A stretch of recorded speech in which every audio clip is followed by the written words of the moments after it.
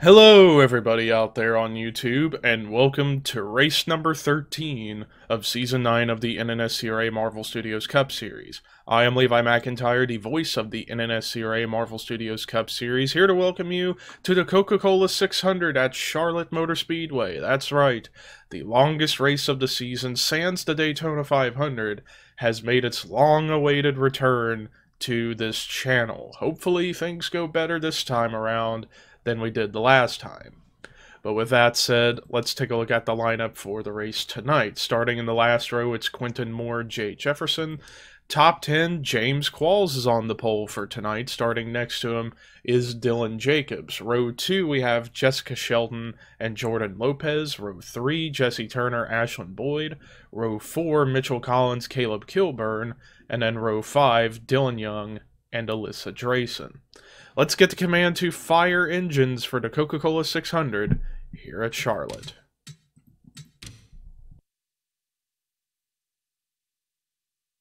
Drivers, start your engines!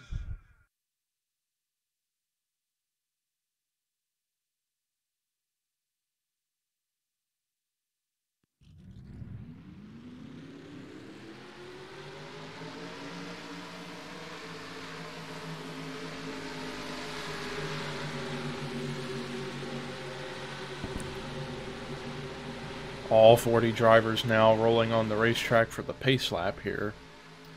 So I take a look at James Qualls as he is starting on the pole for tonight.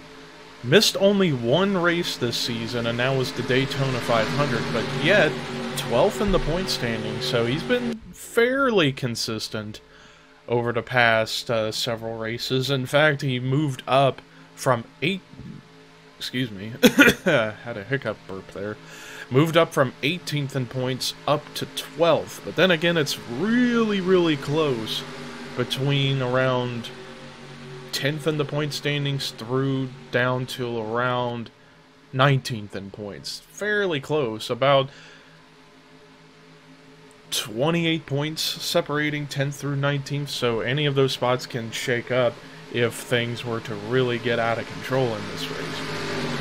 But we'll see if James Qualls can pull off a huge victory as the pace car is pulling in the pit road. Ladies and gentlemen, you know what that means. It is time to boogity go racing.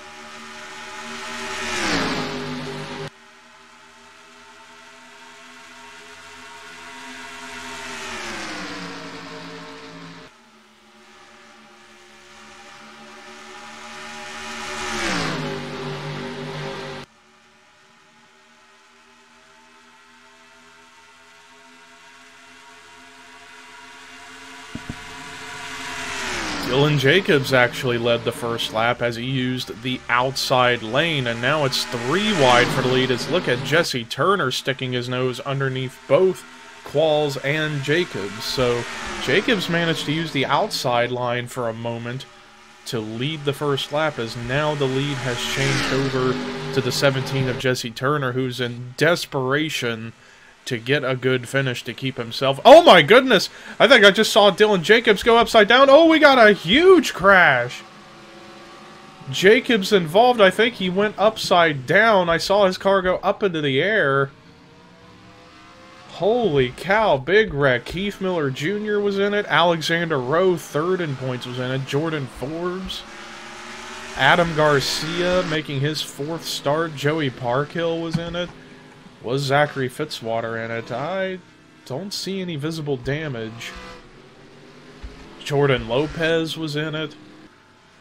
Riley Henry looks like he got a piece of it. Cole Deaver was involved. A lot of drivers involved in this one. And it looked rather insane from my vantage point. And look at the smoke erupting and pouring out of the 66. Came into this race 3rd in the championship standings, was looking to try and reel in on the points lead, and doesn't look like that's going to come to fruition here tonight. Jesse Turner leads here at the Coke 600. Let's take a look at the replay to see what brought the caution out for the first time tonight here at Charlotte. So this is one of the reasons why I typically never go to Charlotte in my series, because of situations like this. They are 3 wide coming off of turn 4, and it looks like Mitchell Collins leans up into Jordan Lopez, up into Dylan Jacobs, and Jacobs went into the catch fence, and then he goes upside down on top of the hood of Mitchell Collins' machine, and then he goes for a quick roll, lands on his wheels eventually. And then you're going to see, as the 41 and the 22 are on the track around, more cars end up getting collected. There's where Parkhill gets his damage.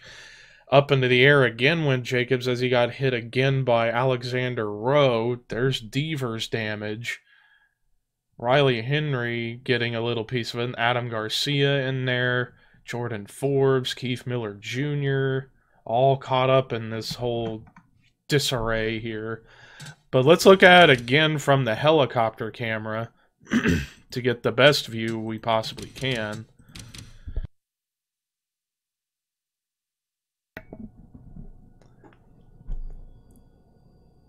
So yeah, they're 3 wide. You would think 3 wide at Charlotte would work, but 9 times out of 10 it never works out off of turn 4 especially.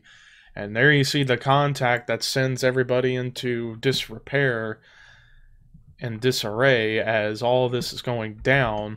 Let's go to Mitchell Collins' machine if we can and watch him. There's the hit from Keith Miller Jr. that he sustains. And then there's all the contact you see up ahead. There's Deaver hitting Parkhill, Riley Henry getting in there, Jordan Forbes in there. And I don't know how Alyssa Drayson, Quentin Moore, Rob Evans, Seth Cole, and Zachary Fitzwater managed to get through without any real problems. And look at Rob Evans and Quentin Moore. It looked like they were about to just bulldoze Garcia and Rowe, but they managed to woe the cars down enough to avoid all of the insanity. But Jesse Turner leads here in the Coke 600. Let's take you to the restart here at Charlotte. So after that first caution, 6 cars out of the race. The lucky one that will still get some points is Jordan Lopez. Everybody else is out. Alexander Rowe, Riley Henry, Dylan Jacobs, Keith Miller Jr., and Mitchell Collins. So we're down to 34 cars on the racetrack. Jesse Turner is currently your leader. Second is James Qualls. Third is Jessica Shelton. Fourth, Melissa Alexander. Fifth, Michael Norman. Sixth is Jonathan Zorling. Seventh, Daniel Bouchard. Eighth, Trey Wright. Ninth, Carson Gum. 10th, Chris Dollarton. 11th, Scott Groverston. 12th, William Brock. 13th, Kyle Matthews. 14th, Raphael Leduc. 15th, Henry Sanford. 16th, Matt McIntyre. 17th, Stuart Campbell. 18th, Jay Jefferson. 19th, Johnny Gardner. 20th, Jordan Forbes. 21st, Alyssa Drayson. 22nd, Quentin Moore. 23rd, Zachary Fitzwater. 24th, Seth Cole. 25th, Dylan Young. 26th is Ryan Acosta. 27th, Caleb Kilburn. 28th, Arthur Xavier. 29th, Rob Evans. 30th, Adam Garcia. 31st, Daniel Voiles. 32nd, Cole Deaver. 33rd, Joey Parkhill. And then 34th is Ashlyn Boyd. Pace car into pit road. We're getting ready to get back to green flag action with a lot of time left to go here at Charlotte.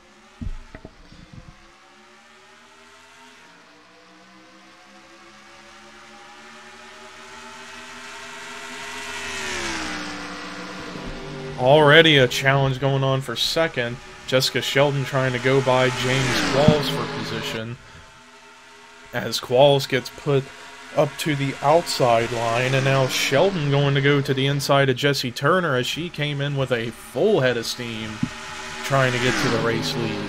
Jessica Shelton comes into this race 17th in the point standings. Would definitely love to get her first win in quite some time. And here in the longest race of the season, and what in the world? There was like a big, horsepower loss there for a second for Jessica Shelton, to the point where Jesse Turner just powered his way through on the outside to keep the race lead. I don't know what was the deal with Shelton there, just slowing down 10 miles per hour off of Turner's pace. I'm not sure the circumstance with that.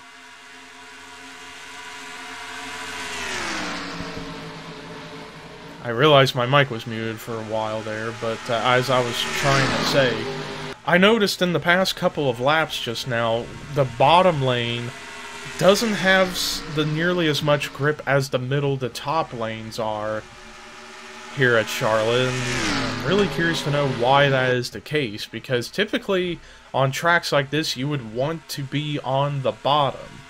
Now it seems like the only time you can make a move on the bottom is in turns 3 and 4, whereas turns 1 and 2, you want to be on the outside lane, it seems.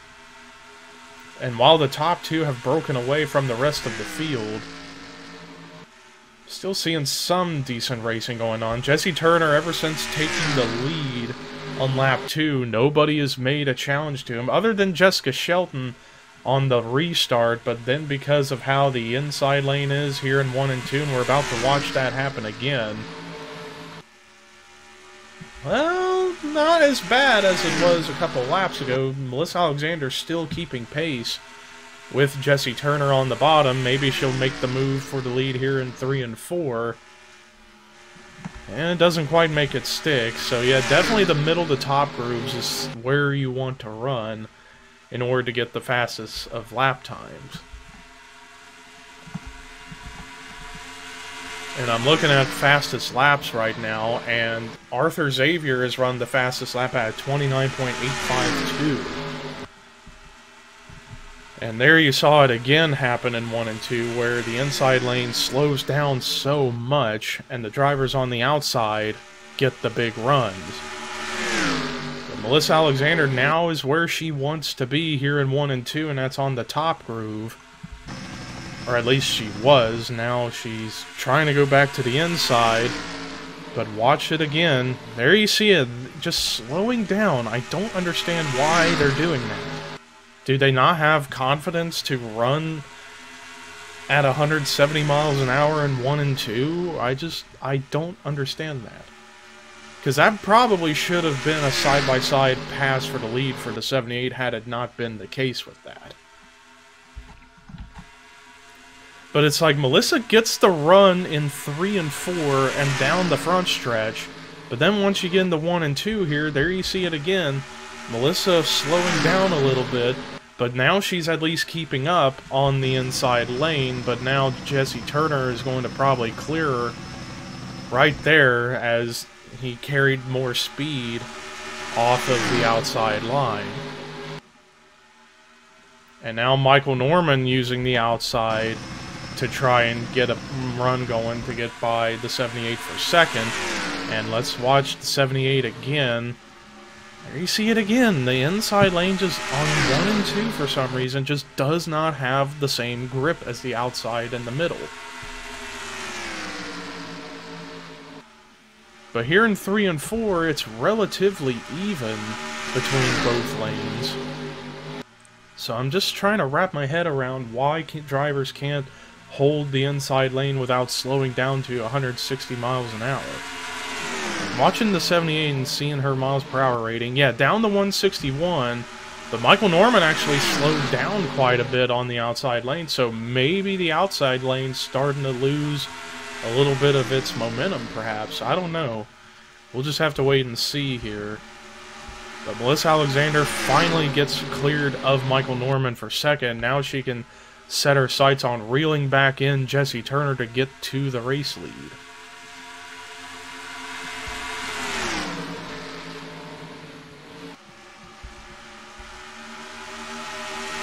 Yeah, now the outside lane's starting to lose a little bit of momentum. Not much.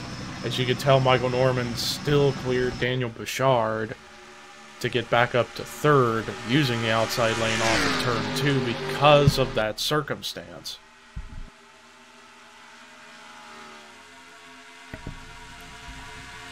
But watching Melissa Alexander go to the inside again of the 17 of Turner, and well, actually she managed to keep up a little bit better that time. Going back to helicopter view to watch this unfold, and now Michael Norman, oh, this may not end well. We saw what happened one of the last times. We saw 3 wide in turns 3 and 4. Okay, they settle it out because Turner was able to clear the 78 and the 21 there. But yeah, nobody's been able to pass Jesse Turner because he's running the smart line, middle to top, and carrying more momentum.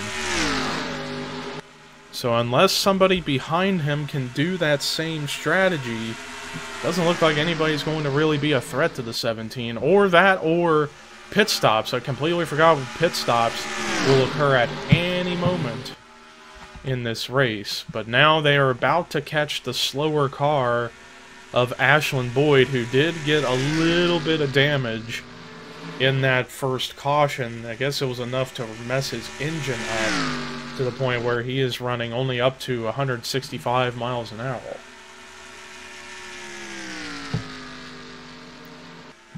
And here is the leaders coming up to the 51, so let's see if the 51's going to hold up the 17 or not. No, it looks like he's going to let the 17 go.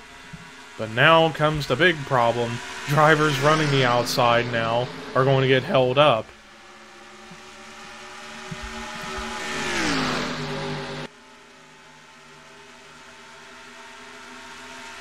So now that actually helped Jesse Turner extend his lead by a little margin right now.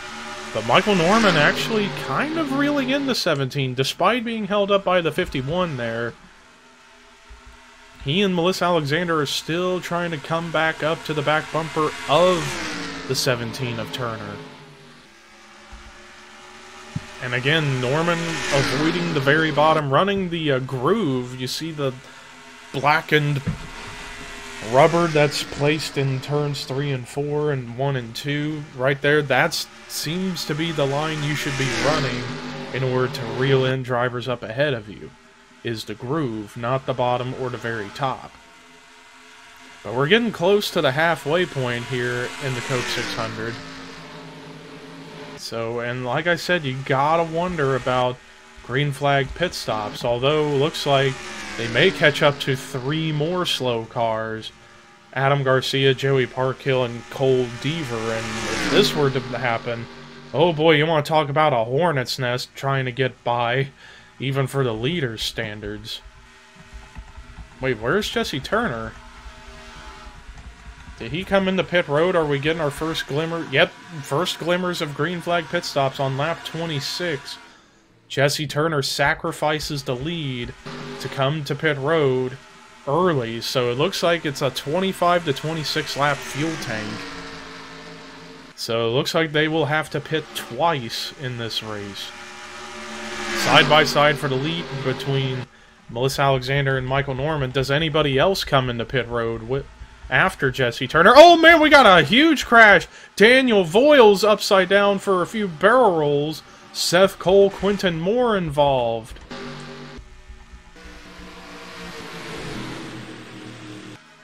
Caution immediately out.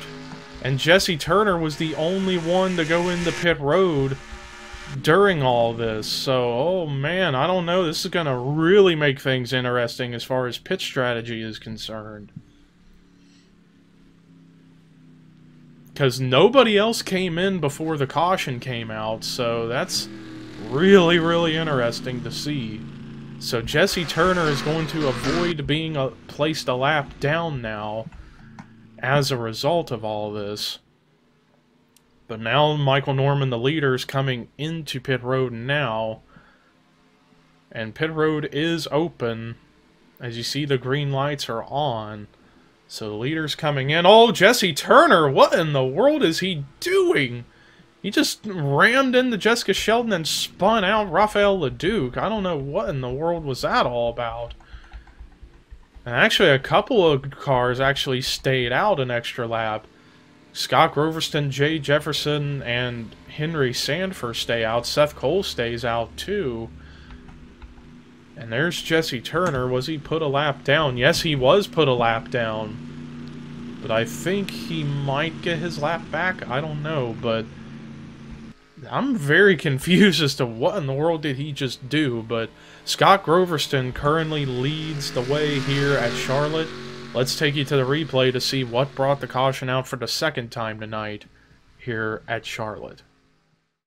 Well, we just had a repeat of almost the exact same crash we had earlier. Again, 3 wide in turns 3 and 4. And this time it's Seth Cole who leans up into Quentin Moore, up into Daniel Voiles. And then Voiles goes up into the catch fence again. And riding on top of the safer barrier too, might I add. And then he goes for a couple of rolls. So this is very much identical to what happened earlier with Dylan Jacobs in almost the exact same spot.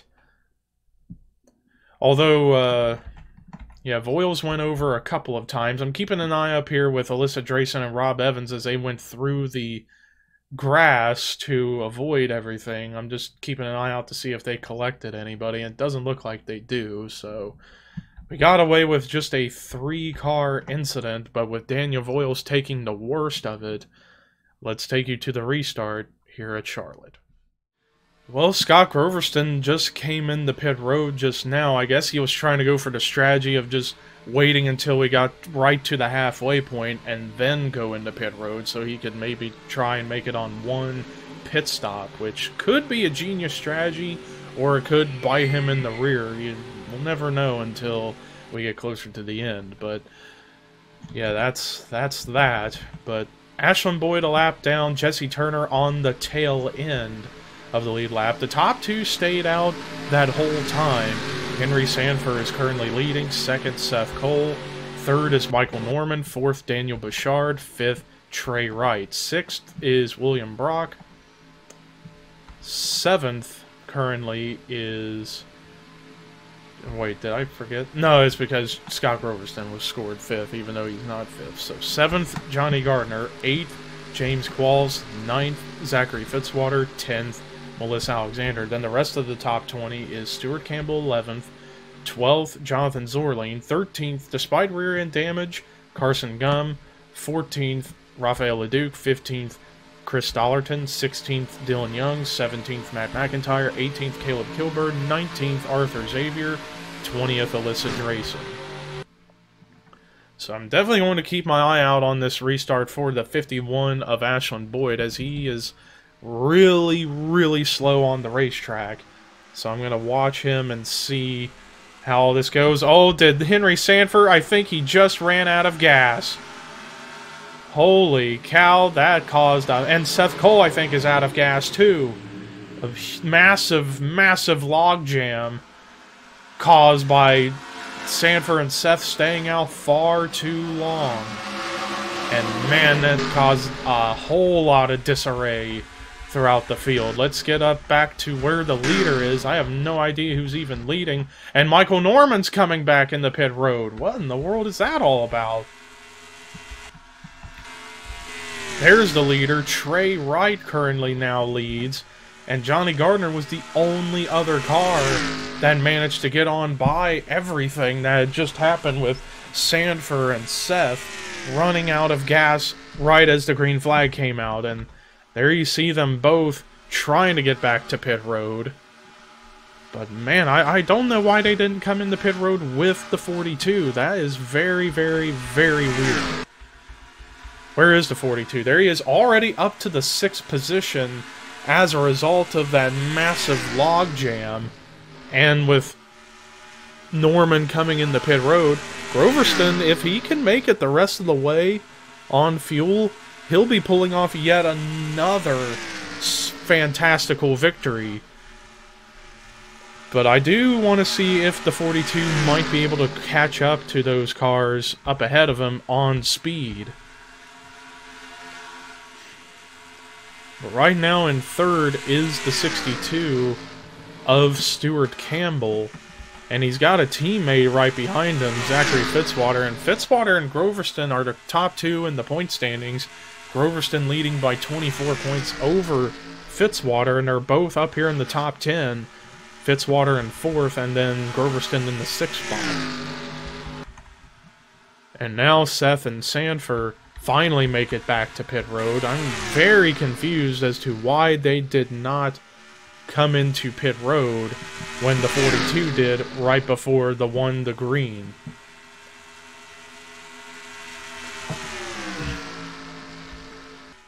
But now Johnny Gardner has the race lead, as he kind of used Jesse Turner as a pick to get by the 33 of Trey Wright. But now Trey Wright trying to use the 17 as a pick as well to try and get to the outside of the 5. And like I said, Gardner and Rob Evans retiring after this season. However, some of their relatives will be coming in eventually in a future series that actually I've been needing to announce since the Season 10 roster reveal, and I'm going to go ahead and announce it right now. After this season is over, we will have a 10-week hiatus from the Marvel Studios Cup Series, but in between Season 9 and Season 10, there still will be an NR 2003 series. It's going to be the return of a truck series, kind of like a developmental kind of situation, or for drivers that haven't been in this series in a long time, or drivers that are not coming back next season, or perhaps for other newcomers to come in and shine. And that series is going to be called the NNSCRA NXT-Truck Series, where it's all short tracks, 10 races leading up to Season 10 for Marvel Studios Cup Series. And the relatives of Johnny Gardner and Rob Evans, you have Allie Rain, relative of Johnny Gardner, and Amanda Evans, relative of Rob Evans, going to be coming in to that Dash Truck Series. And we'll see how they do, if they will be in for Season 11 100% or not. But while Gardner and Evans will be retiring after this season, relatives of theirs will be stepping in to their shoes in a truck series after this season concludes.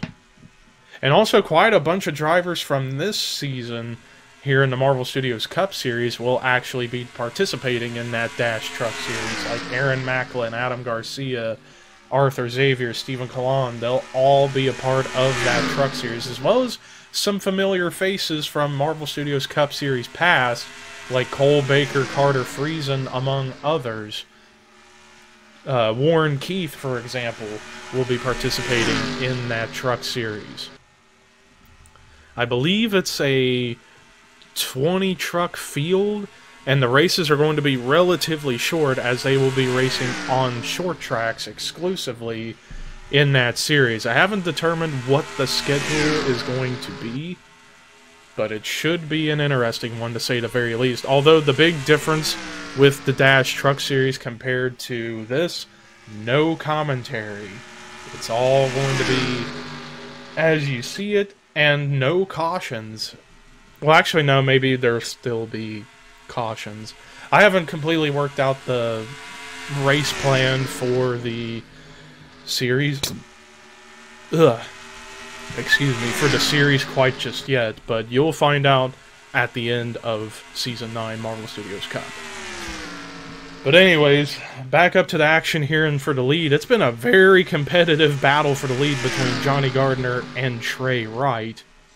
As Jesse Turner, who had dominated much of the first half of the race, and because he came into pit road a lot sooner than I anticipated, and he ended up getting put a lap down as a result. Although he is very fast on the racetrack still, and he's looking to try and get back on the lead lap and hope for a quick caution to come out so he could get back around to the tail end of the longest line and try and get more positions out of all of this. But now Trey Wright takes the lead back from the 5, as it's now 17 laps to go here at Charlotte, and there are a few drivers starting to catch up to the top 2. Stuart Campbell being the head of the pack, running in 3rd, and you want to talk about having bad luck. Stuart Campbell, despite qualifying for every race, average finish 27th. Currently right now in 3rd, having the best run of the season for himself.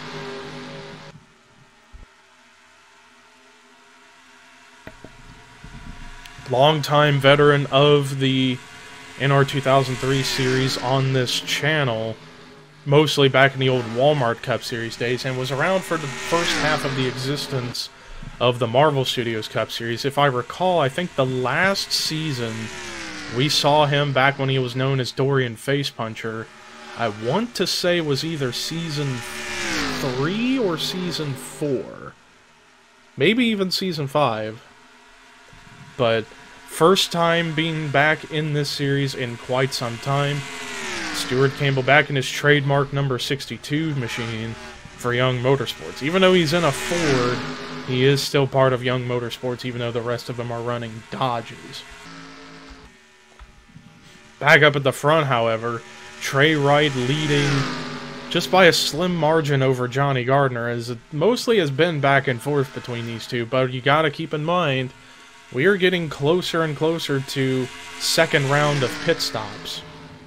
And we saw that when Jesse Turner came in, he came in on lap 26, and then the caution came out, and then a lap later, everybody else came in. So it seems like these drivers only have about a 27 to 28 lap fuel tank. So I'm going to be very curious to see how everything plays out for each other. But Johnny Gardner managed to get the lead back, but now Trey Wright trying to use the inside. But again, the inside lane just doesn't have the same amount of grip. Although, Trey Wright actually managed to make it work a little bit, and I think it's because of the fact he ran a little bit higher off of the bottom, running more in the groove, and it actually helped him a little bit. So actually, perhaps Trey Wright has finally learned not to run the very bottom below the groove, but to run along the groove a little bit, and it actually worked out for him in his favor as he got the lead back.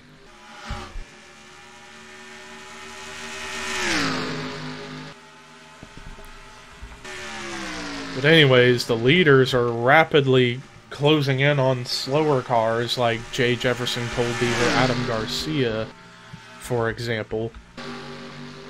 But will they catch up to them in time before they have to come to pit road? That's the big question. Side by side for the 4th position between the top 2 in points, Scott Groverston and Zachary Fitzwater, as these two have been going at it pretty much all season so far. Been relatively on the same level in terms of performance, even though Fitzwater has missed a race. 2nd in points and actually held on to the points lead for a race. But Groverston's going to clear Fitzwater to get up to 4th, and Scott Groverston's the one driver up here and towards the front of the field that I think has the confidence to make it the rest of the way on gas, because he came into pit road on lap 30, or on lap 29 going into lap 30 before the green flag came out. So I don't know if he'll make it all the way unless he tries and starts to save gas. But Groverston's right now the one driver that I have the most confidence that can win this race on fuel mileage, if we don't get another caution, that is. But meanwhile, now the leaders have caught up to the slower traffic. And this could actually benefit drivers like Stuart Campbell, Scott Groverston, among others, to reel in the top two again after the disastrous restart because of Seth Cole and Henry Sanford running out of gas. But Trey Wright trying to clear Johnny Gardner to get the lead back. And for the time being he does, and Jesse Turner actually trying to get to the inside of Gardner to try and have it to be one more car to pass to get back on the lead lap. And because of the slower traffic, here comes everybody from Campbell on back to Zorleen. So from 3rd back to 7th is reeling in the top two pretty quickly because of the lap traffic, slower cars, damaged cars being in the way. And Groverston actually trying to go to the inside of Stuart Campbell to get up to 3rd.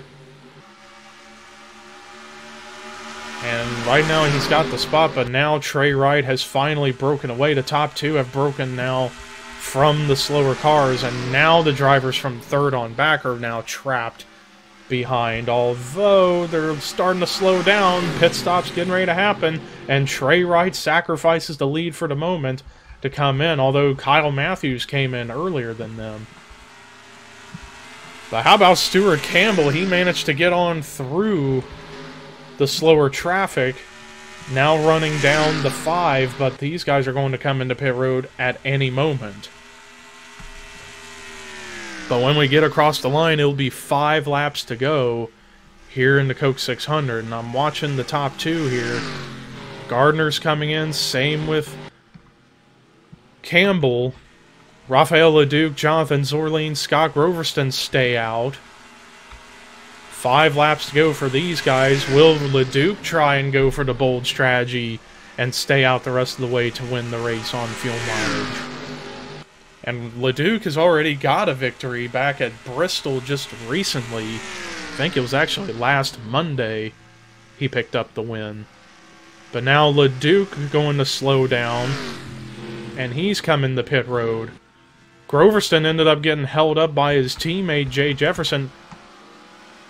I thought he ran out of gas, but no, it was because he was getting held up by Jefferson. That was the problem. But Jonathan Zorleen staying out, and he's currently the leader. Watching the 42, because while he should be up there with the 00, he ended up getting held up by his teammate, slowing down to come to pit road. Zorleen leads for now, but he's coming in. And Groverston has to sacrifice the win now. I guess he didn't have enough to make it either. So Zorleen and Groverston now on pit road. And I have no idea who's the leader, who could be the leader now as a result. But I think it'll probably cycle back around to Johnny Gardner. But Stuart Campbell... Wait a minute, are we under caution? No, we're not. But there was smoke. Tire smoke here in 3 and 4. I guess somebody got sideways. I'm not entirely sure, but... Are we at 2 laps to go? No, we're not. We're still at 3. There's Zorleen, but he's going to end up getting passed. So now Johnny Gardner has the race lead. Stuart Campbell in 2nd, Raphael LeDuc in 3rd. So it's going to come down between one of these 3 for the victory. Now we should be coming up to 2 laps to go now. And Johnny Gardner has a slim margin over the 62 of Campbell. Does Campbell have anything for the 5? Again, going to the very bottom, that's not what you want to be doing. You want to run the groove if you want to catch up to somebody up ahead of you. And now Raphael LeDuc, 3 wide. 2 of them battling for 2nd. Oh, this better not end like we've seen all race long. It doesn't end that way, as the white flag is out for Johnny Gardner. In just his 6th start this season, he's looking to get... Oh, we're under caution! The race is going to end under yellow! Johnny Gardner doesn't have to worry about cars catching him. Caution just came out. For an instant, it looks like that involved Arthur Xavier and Daniel Bouchard and Jordan Force. Oh yeah, multi-car accident. Melissa Alexander, Alyssa Drayson, Caleb Kilburn was in there too. But the leaders are in 3 and 4 right now. Johnny Gardner is going to win the Coca-Cola 600 under caution. And here I thought perhaps LeDuc and Campbell was going to make a run for the win, but doesn't look like it's going to happen as we're getting ready to take the checkered and yellow flags here in the Coca-Cola 600. Johnny Gardner is going to win the Coca-Cola 600 here at Charlotte. Complete and utter mayhem went down on the lap before the white flag with a big multi-car accident that we will not be able to see the replay of because the race is over. But Johnny Gardner in his farewell season picks up the first win for Evans Gardner Motorsports as he wins one of the crown jewels, the Coke 600. But let's look at the rest of the results. Rafael LeDuc's strategy almost worked out as he comes through with a second place finish, and this should put him back up into the top 5 in points. It could actually put him as high as 3rd in points because he finished ahead of a lot of people in the point standings that are ahead of him. Stuart Campbell with finally his first top 5, top 10 of the season, finishing in 3rd. Zachary Fitzwater with a great run in the 4th position. And then Jonathan Zorline with his second top 5 of the season, finishing in 5th. Scott Groverston continuing his consistency, finishing in the 6th position. Matt McIntyre, solid performance in 7th. Dylan Young with another top 10 in 8th. Ryan Acosta, another top 10 in 9th. And Trey Wright, his first career top 10 finish in the 10th spot. Then there is your top 20, your top 30, and then the bottom 5 for this week were Alexander Rowe, Riley Henry, Dylan Jacobs, Keith Miller Jr., and Mitchell Collins. So that does it for our coverage here tonight here at Charlotte. Kind of chaotic, somewhat good race. Much better than I thought it was going to be. And congrats to Johnny Gardner for picking up the win.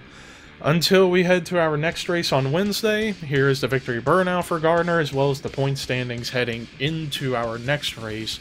And this is Levi McIntyre, signing off.